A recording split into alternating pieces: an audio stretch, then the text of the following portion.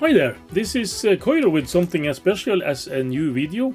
And I know it's been a long time and this has been a really busy time of the year. It's always busy, but this time it has been kind of special and I've been occupied with some volunteer work and some other duties and a lot of travels since after the summer vacation really. And I do have some unfinished projects for you. I have the AT that I started in the summertime that I'm going to continue work on.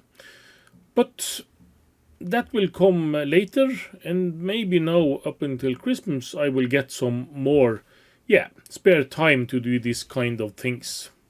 So I really hope that you are still enjoying my content, and if you like some other content, please let me know in the comments. This time it's about this board.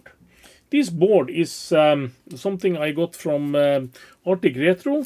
He has done some work on this, and this board belongs to something that we had a lot of back in the day in Norway, and it's this coin games. In Norway we had this nickname for them, we call them a Knipsekasse, and that is because you take a coin and you play it by using some slick of the hand, some trainable force to hit. I will show you a short video up here, I think, in the picture of how this actually can work. It's not the same module of game, but this was in all kind of variants. And I do own two of those myself, but I'm digressing. This board here is not working, and Tommy has been looking into it, and what he told me is that this doesn't count. And I'm going to give you an explanation of how this game works, but there is an output here that should give some counting pulses, and this board consists of a lot of 4000 series of logic, and that is different from TTL logic by levels. So this can work up to, some of these chips can work up to 20 volt I think, and some is just rated for 15 volts. But they have a very different scheme than TTL logic that is based on 5 volt. So this can also work on 5 volt, but mostly it's run out of 12 to 15 volts. And it's used in a lot of circuits where you do some integration between analog circuits and digital circuits. And this is not something I do every day, but I do have some knowledge of this, and I do have done lots of repairs on things that use some of these chips. There even is one of them, or two of them in the Commodore 64, where the 4066 I think is the analog switch that switches the joysticks. The joysticks, and some of the data bits for the color memory into the data bus, I think. And this board was bad when Tommy got it. He has tried to do some repairs. He had socketed all of these chips, except some of them that was socketed before. And it's always a challenge to do things after someone else has done work. Tommy has documented some of his work, and I don't think he has done much wrong, but a lot of the soldering on this board is not up to par. Tommy's soldering is okay, but a lot of the other soldering on these contacts and so on, it's not done with high enough temperature and the right skills. So what do we do first? We have to start with connecting this up to power and start doing some measurements. And we also need to study the data sheets of all these chips to be able to figure out how things work. But first I'm going to take this to the bench and start measuring and see if this is running at all. And by the way, this has no CPU, it's only controlled by logic, so there has to be some clocks and some counters and some other stuff that keeping tracks of things. So first let's go to the bench and give this some power and see what happens. Yes, we are not going straight to the bench. We do have to do some preliminary understanding This is actually how this game is supposed to be working. These numbers here are scrolling up and increasing and counting in an endless loop. And you put your coin in here and you play with this coin, and this coin can go into one of these envelopes and get a winning, or you lose and the coin will go in between the slots. And if this is a 1, then your winnings will be 1. If it's a 6 or 7, it will be the winnings you get. And our game, as I understand it, is not counting here. I'm actually a bit unclear if it's actually showing anything here. I only have this board here, and I do have to figure out some of these things, but even though we don't have the decoder circuits and the LED displays themselves, it should be quite easy to figure out if something is happening here or not. This game has led a rough life. You can see here that there is some vinyl or some wood that is damaged here, and it also looks like there has been some other issues with this. So it's had a rough life. But these electronics here, it's quite robust as a whole, but of course each of these C-Mos chips is very prone to be destroyed by static electricity. And here you can see the rest of the circuit that we don't have.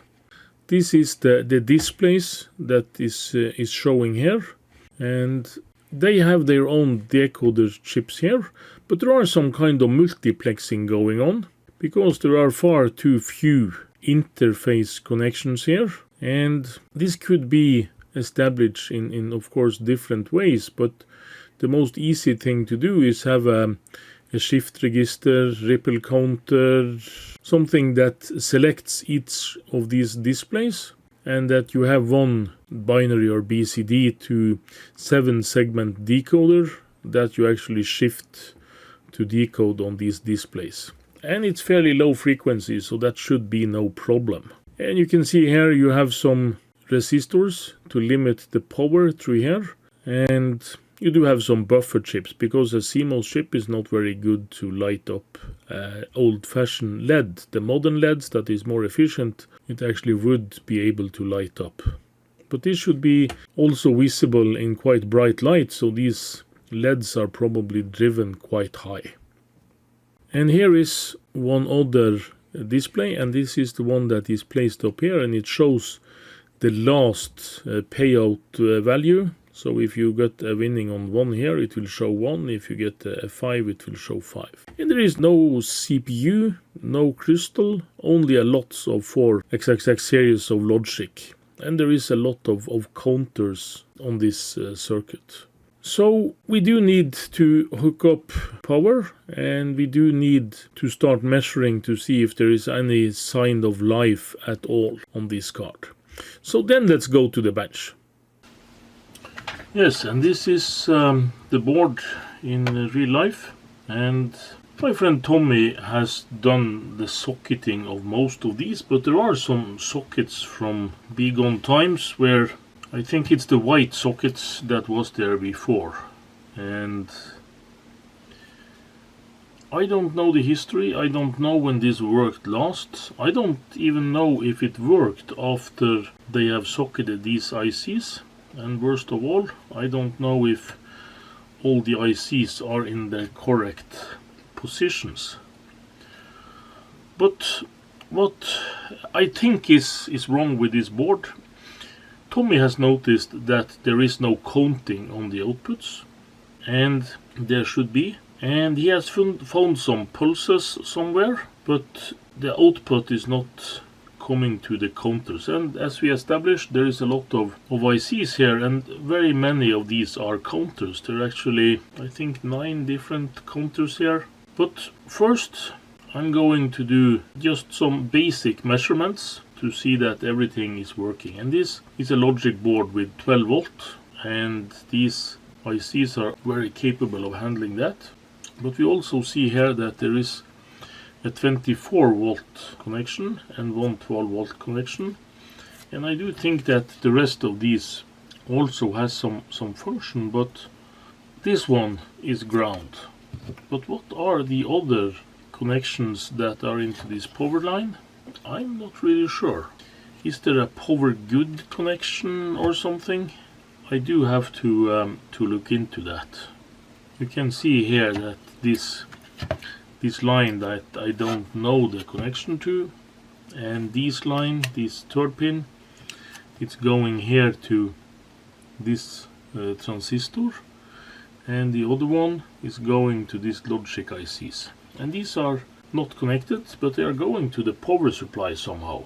But I'm just going to connect what I do know, and let's take the current limiter and put it quite low, and I'm going to connect the minus like so.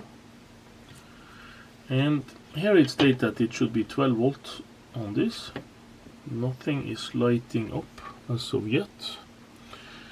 But this 24 volt line, I do think it is for the payout relays or something. But I'm going to connect up that to 12 volt, so that at least there is some power there, if there is something that is detecting that this power is okay. Yeah, I couldn't find...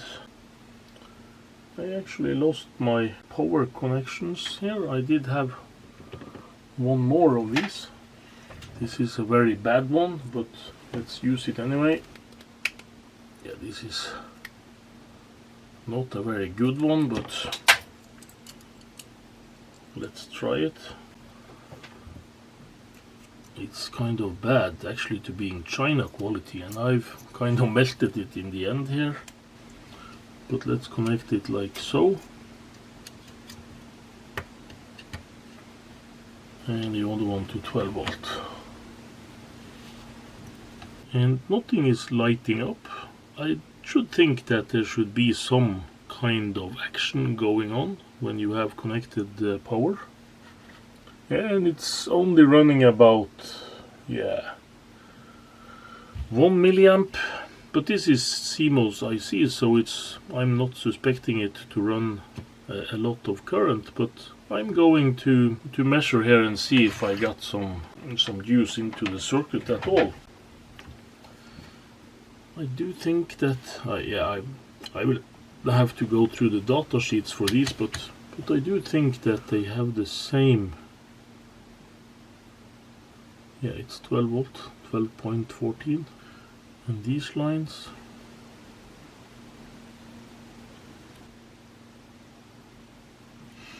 yeah, I don't think they are outputs.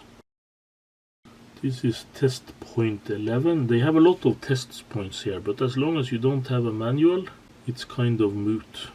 And of course it's only drawing 1 milliamp, so nothing is getting hot or anything. We can also check some of the ICs over here to see if they have 12 volt. And they do. And the moron is keeping his hands over the display. This is something Tommy would have checked, I think.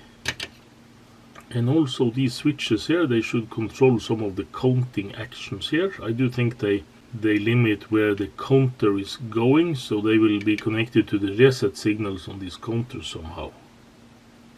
And you do have a tilt switch. It's if you are knocking on the case probably. I wonder where this 24 volt is going. Is there a test point for 24? 24 volt is not going to these ICs, because these ICs here, they have a maximum of about 20 volt, I think, for some vendors. And most of them have 15 volt as limit. Yeah, it's test point ground, and we can check. Keep the lids the right way.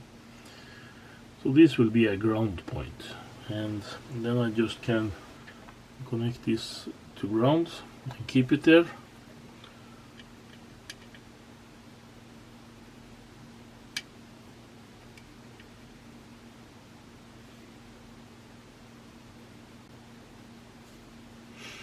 There also is a problem with socketing these C-Mos ICs, because the current draw is so low, so it's very difficult to see if you have some bad connections.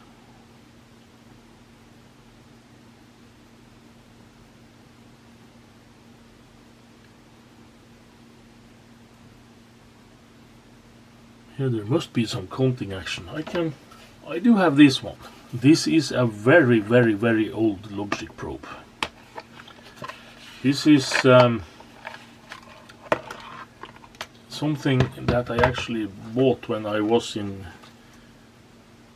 school, and they had a similar to these when I was going to school, and I actually bought this when I was in Narvik. This is one of my first companies, Koiro Electronics. I do think, I don't remember, and I have not kept the manual, but I do think when I put this to C-Mos that it also should handle the right voltages. So I do connect it here to ground, and you have high and low here. So if I take this to ground, it should be low, and I take it like so, it should be high. And I did message from 4 volt on some of these, and that is pulsing, so this counter is counting.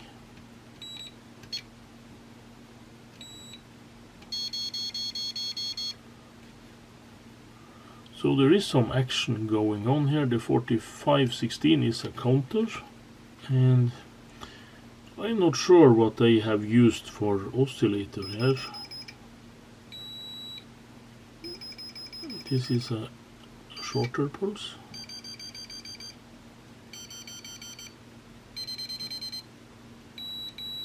So they have used this. And here you also have a counter.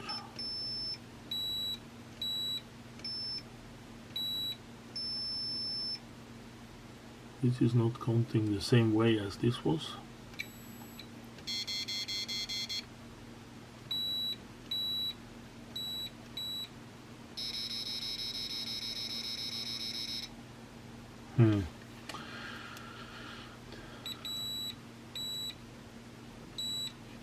These should be the outputs.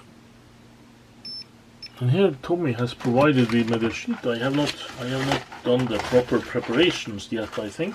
This is what I got from Tommy, some sheets of paper. And he also has supplied me with some spare ICs of 4022. 4022. I can't find the 4022, but he has done other projects for the owner of this board, so might that be from some other project. And here is to the display card. So the middle connections, I think that this is like so. 1, 2, 3, 4, 5, 6, 7, 8.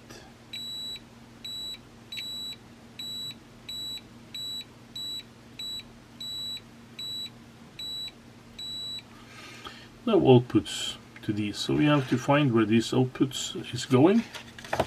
And let's see what else he has supplied me with.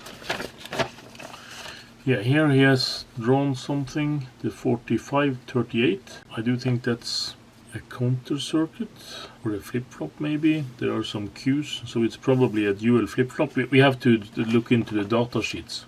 And this seems like, is this an oscillator circuit? It can be. It's possible to hook up a flip-flop as an oscillator, but that's a kind of a strange thing to do, especially since you do have some other ICs here with Smith trigger outputs. Is much easier to make an oscillator with a Smith trigger. Yeah, and here they have, here he has drawn some oscillator circuits, and here he has the truth table of, yeah, I wonder if this is the 4038. Yeah, this is something from a data sheet.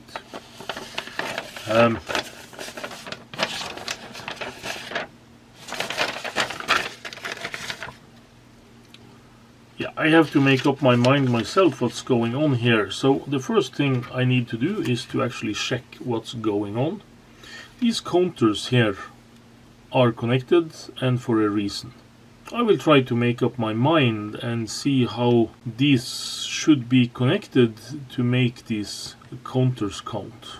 But we have to go into the datasheets and see of this logic, and I do need a refresh for the 4000 series of logic. So let's head back to the computer.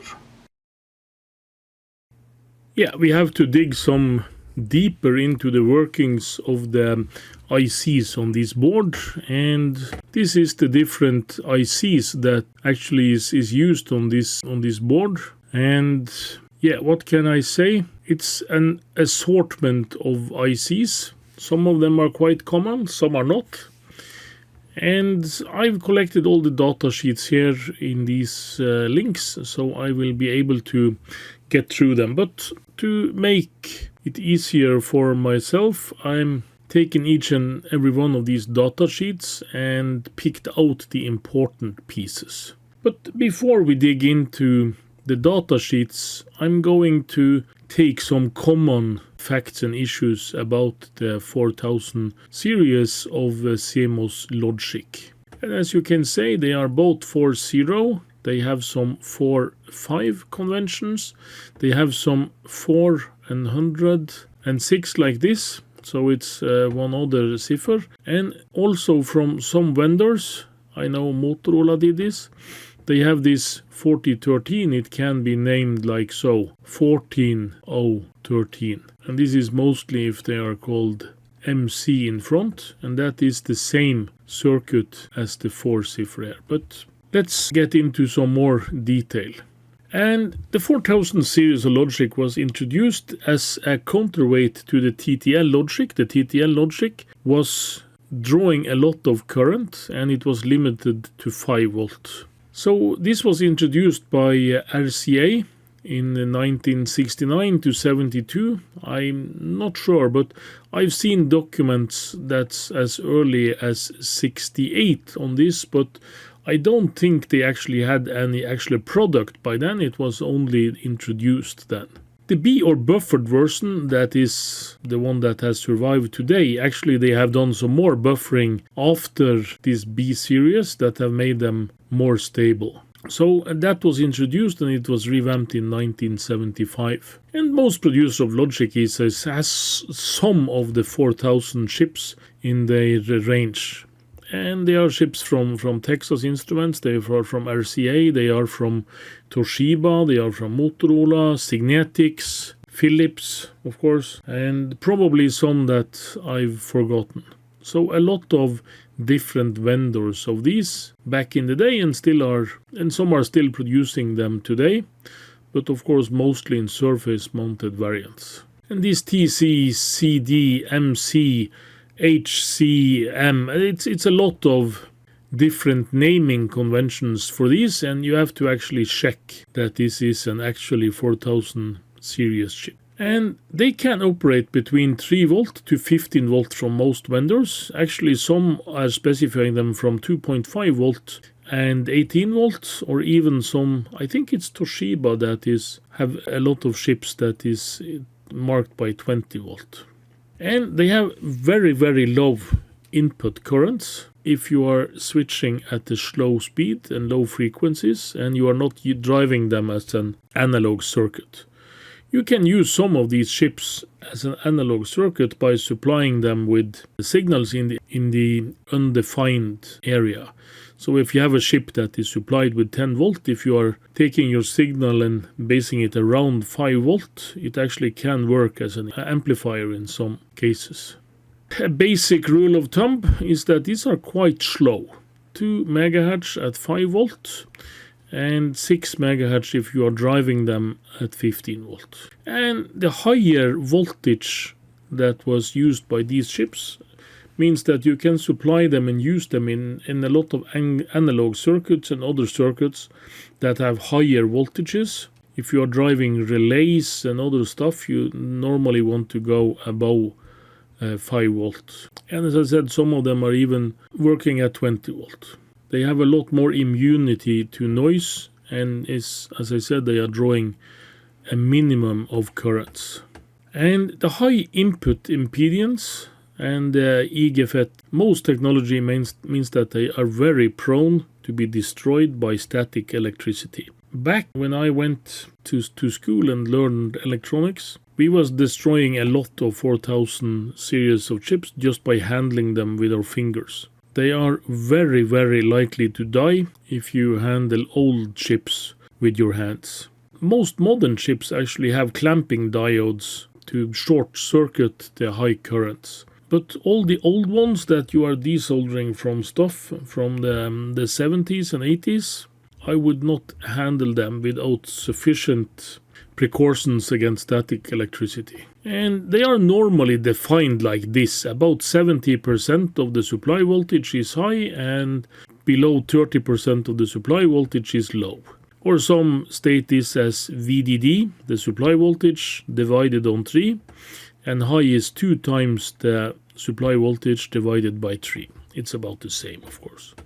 And the first one we are going to look into is the 4013. And in this TTL, the 74 series of logic, the lowest number on the gates is actually the basic level logic, but that is not the case in the 4000 series of logic. It's a lot less chips and they are jumping a bit in the functionality. And this is a chip, it's about the same as 74, 74 or 76 chip with flip-flop. And this is a dual D-type flip-flop, and there are a lot of these here.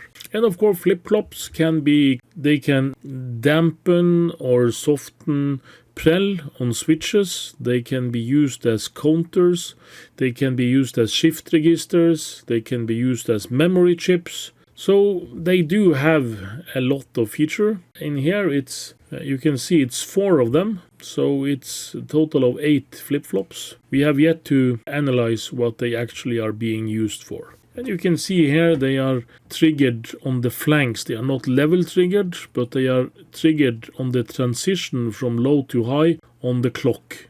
And if you don't have data and clock, it doesn't care what you have on the inputs. So these inputs, the data and clock, is actually transferring the values from the set onto the output. And you have one output and one inverted output. And you can see the transition is happening here on the transmission phase from low to high, and nothing is happening from high to low. And you can see here what they say about the current draw and what is supposed to be the legal values for high and low on this. We are not going into much depth on this, but you can see here output high current. When the chip is high, it's only in the low milliamps, 1.42, 1.7, 2.8 if you drive this with 15 volts and you have a very high signal in. So it's only some micro or milli amps that you are drawing. And here you can see the input current is 1 microamps. So that means that this chip is very good if you have something that should not be supplied to heat. If there is low frequency or you're running out of batteries, then this would be a very good idea. The 4019 chip, it's a neighbor of course, it's not very far away from the 4013, but this is actually a quad AND or select gate.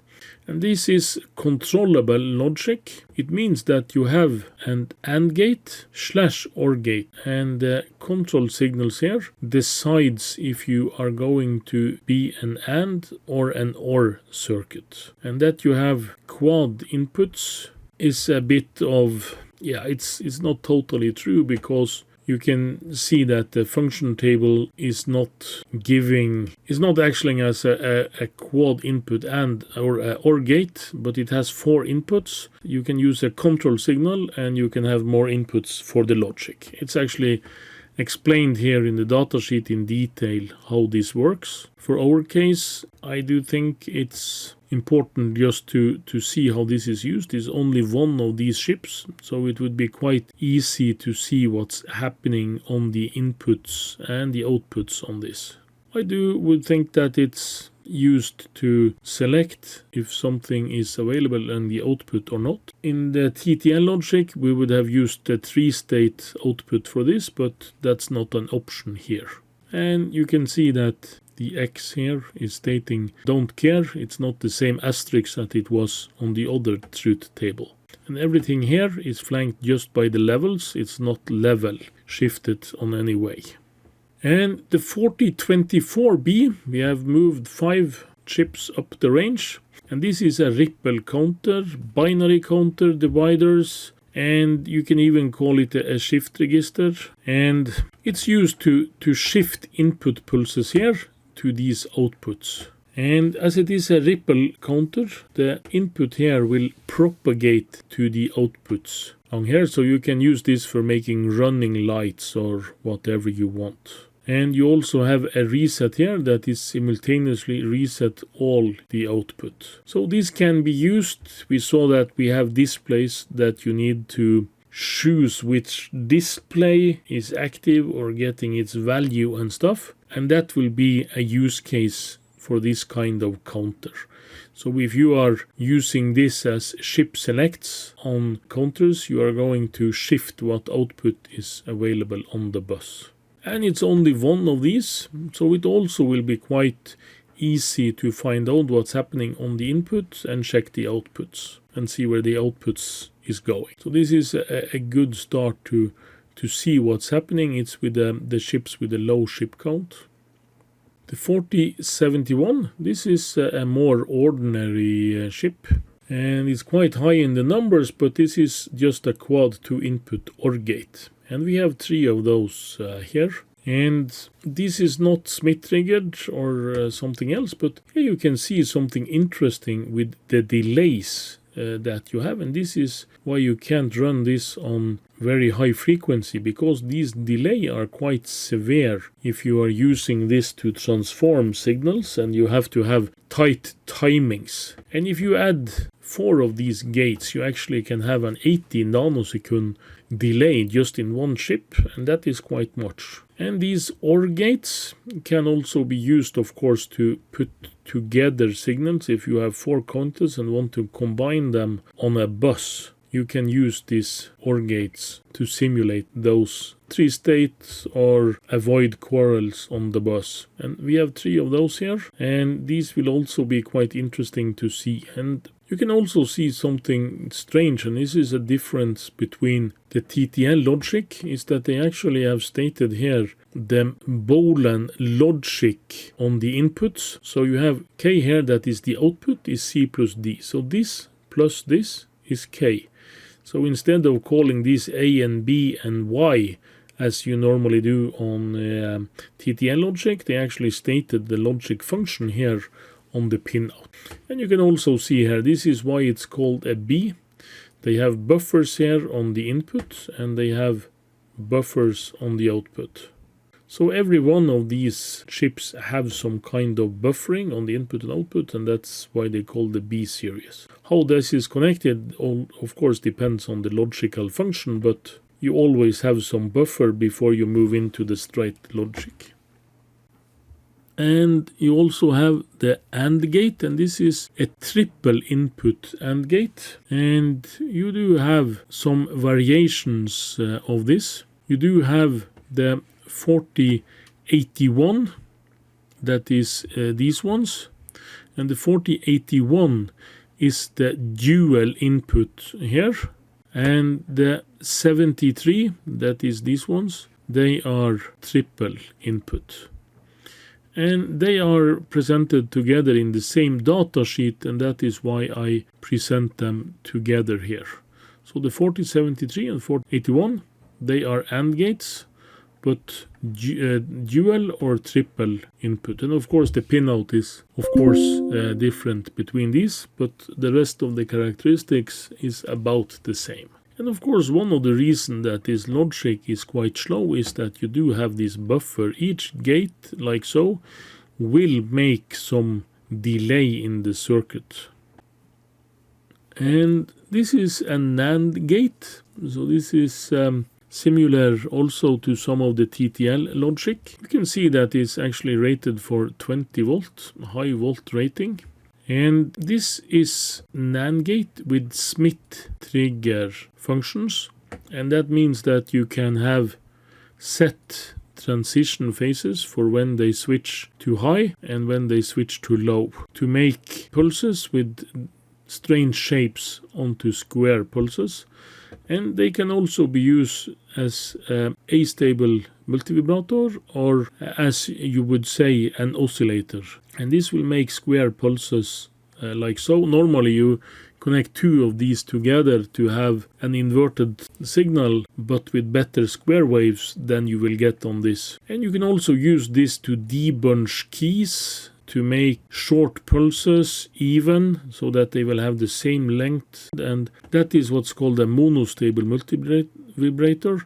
Every time it's triggered, it will make a pulse that is the same each time. And also the formulas here you can see in the datasheet, but that is just how it is. So these Smith triggers, it's not many of them, but this 4093, it's maybe part of the oscillator circuit. It can be, but it can also not be. So this is just examples from the datasheet, just to remind you that a Smith trigger can be used to other things than just an ordinary NAND or OR or whatever gate you have with a Smith trigger input. And here we come to counters, and you can see there is a lot of them. The 4510 is a BCD counter. BCD is that you count from 0 to 9 and the transition to 10. It's lost, it's a decade. Or this is actually the hex variant of counting. They're counting to the full 16 and then turn around. And you can see that here in this diagram.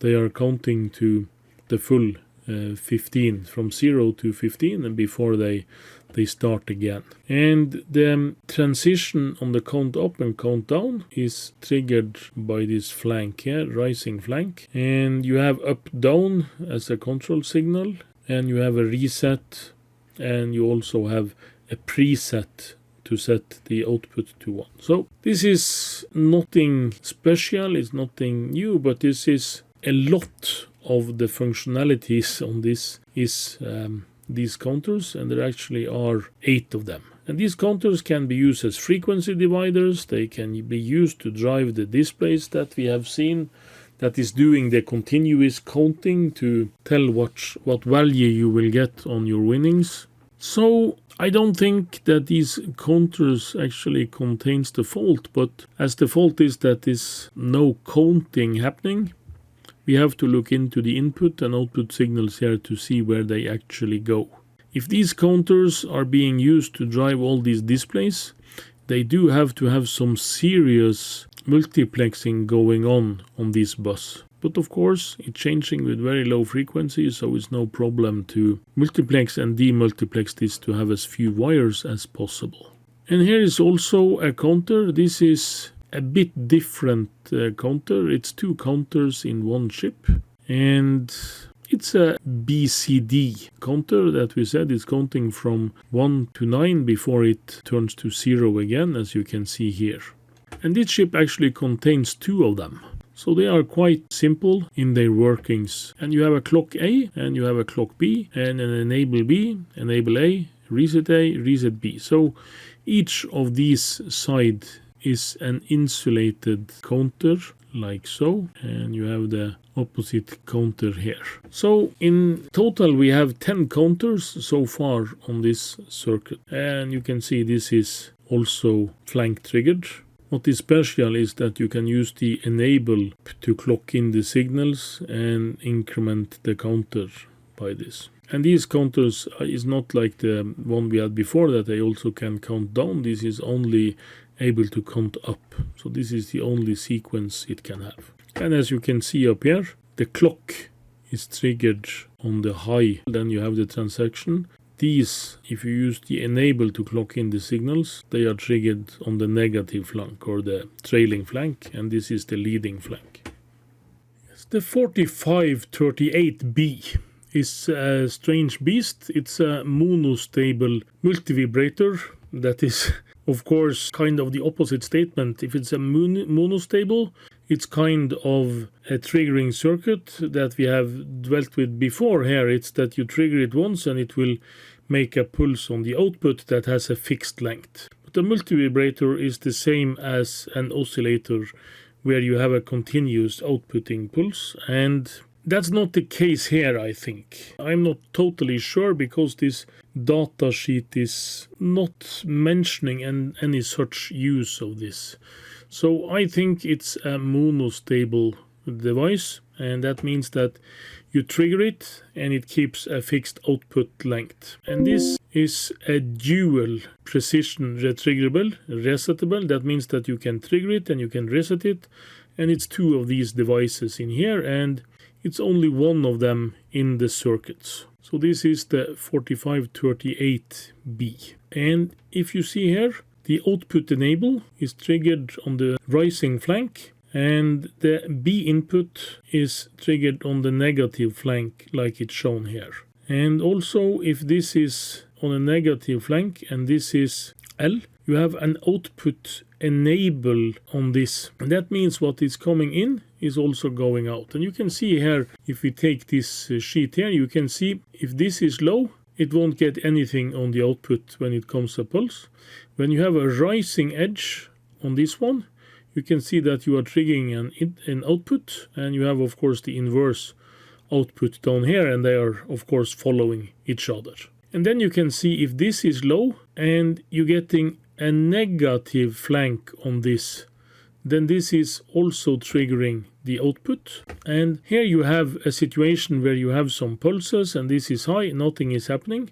And you keep this one high, this B is high, and then you have a negative flank on the A and it's triggering.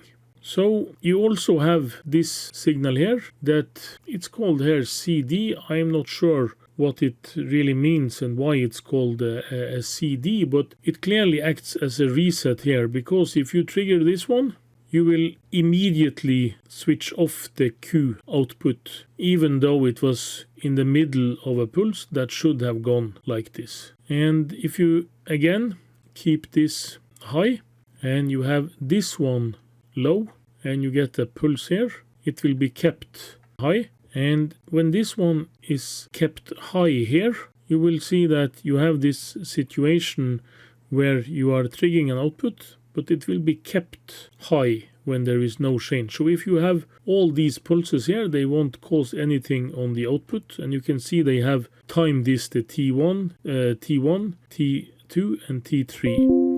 And here you have the way of making this. So that's the 4538. I have never used this circuit before. I have seen several of these monostables used in TTL and other stuff, and it's also possible to make other timers work like this. The 555 timer is one example of a circuit like this. So I have not used this. I do see how it works, but I can't wrap my head around exactly what it does in this. Yeah, and why it differs from the other monostables that we had earlier in the circuits. So we just have to do some measurement around this and see what actually is happening. And we have last IC, it's the 4006. And here you can see they have dropped their own naming conventions and have 3 digits behind the leading 40 here. And this is a hex Schmidt trigger inverter. And this is something you see a lot of in TTL circuits. They have the LS14, I think, with this hex Schmidt trigger. And it basically does Schmidt triggering, where it, on this part of the flank here, turns off this on the output, or off in this case, this is since it's an inverter. And on this part of the flank, it turns it off. And this could have been a shorter hysteresis, it could have been this part, but the point here is that there is a different voltage where it turns off and it turns on. So it's not symmetrical on the on and off part of the input. And this is often used in oscillator circuits, like you can see here, low power oscillator. And these are normally followed by another gate like so that we can make sure that the square is buffered from this output. If you are putting some TTL circuit or something here, you will draw some current through this R resistor, and you will alter the frequency of the oscillator. So it's very normal to keep a buffer after these kind of circuits. And you can also see that they have documented the hysteresis voltage, where you have for 5 volt, you have the 0.8, and you have the switching levels for positive going. With 5 volt, you have 3 volts, and negative going 2.2 volts on 5 volt. And you can see they are also 15 volt, it's 8.3 and 6.5. And you have some minimal and typical and maximum values on this. So the hysteresis is the difference, delta between these 3 volt and these 2.2 volt. So they have a hysteresis of 0.8 volt on this chip, or 1.8 volt if you deliver it with 15 volts. So this is a very versatile circuit, and of course it works as a normal inverter if you feed it with a good square logical level signal. So that's it for ICs in this walkthrough, and we will do some small more measurements on the circuit before we wrap this video up and continue in the next one. We are going to do some final measurements here, but first I'm going to hook this up again.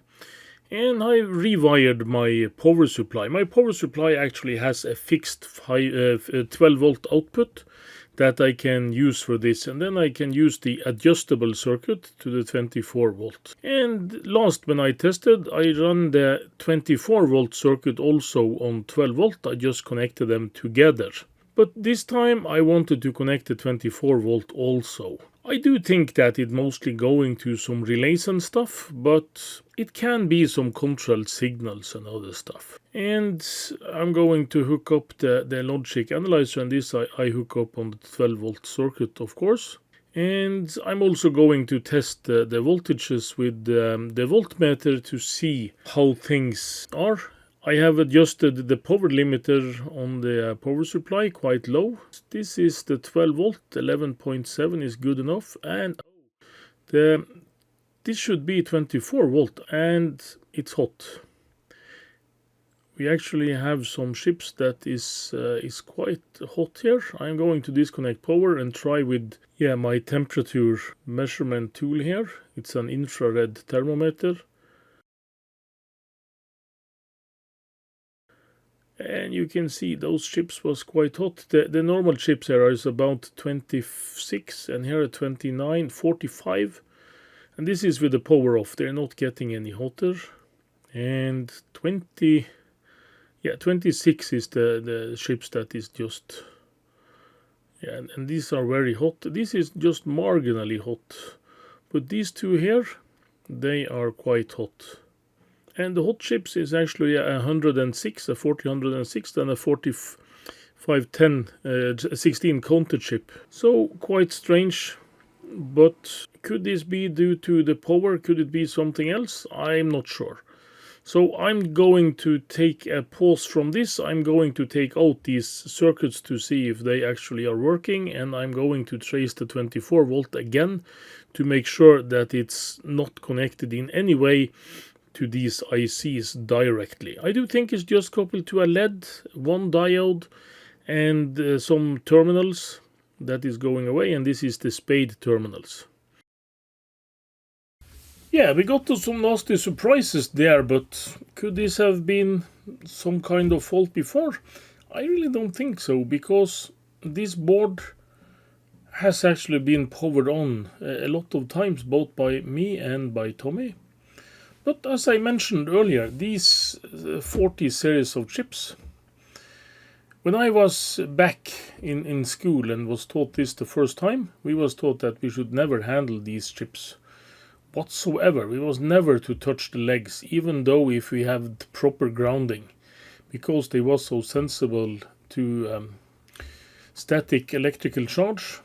And of course, they was trying to frighten us, but I remember back when we was trying out this, we was destroying a lot of gates, and we was using some kind of NAND gate to test out this, and we was also testing some counter circuits. And I think I zapped at least 2 or 3 of those NAND gates, because they just couldn't handle being touched. And I do think that this was the B type, because this was in 1987, and by then, as it was introduced in 1975, I do think that everyone was using the B type, but I really can't remember that. But I do have some spare chips. I have not looked into Tommy's box of spare chips, but I do think I have every one of these in my collections from back in the day. So am I just going to try the chips and try to fry two new ones? I don't think so, but I do have to check, and I have made some progress in this board to understand how things are connected together. And I've found that some of the counters, the 4516s, do have connections out to the pins. So I'm going to trace this backwards. I'm going to start with what signals is going up to this counter board, and I might use Tommy's sheet, the one that he was stating what kind was going where up on this board, and trace it from there. We might have to reverse engineer everything here if we don't get a schematic for this. And I don't know if the Lars Berg guy is even alive. I do saw an interview with him that is maybe 10 years old. This was after his bankruptcy, and he has bought back these parts and stuff. And he had a warehouse where he stored everything. But this was an old guy, and it's 10 years ago, so I don't know. And I don't even know if I can get the schematics and if I will be able to get in touch with him, so you never know. I might try that. It would have been very fun to have a schematics over this and can do some proper fault finding. But I do have some other stuff. I won't be looking into this again for maybe more than a week. I do have an exam actually I have to take, and this is a week with you have to sit at home and do the exam for 1 week. So I do have to prepare for that. So I might get some time next week, but the week after that is exam week. So it will be not most progress in this week.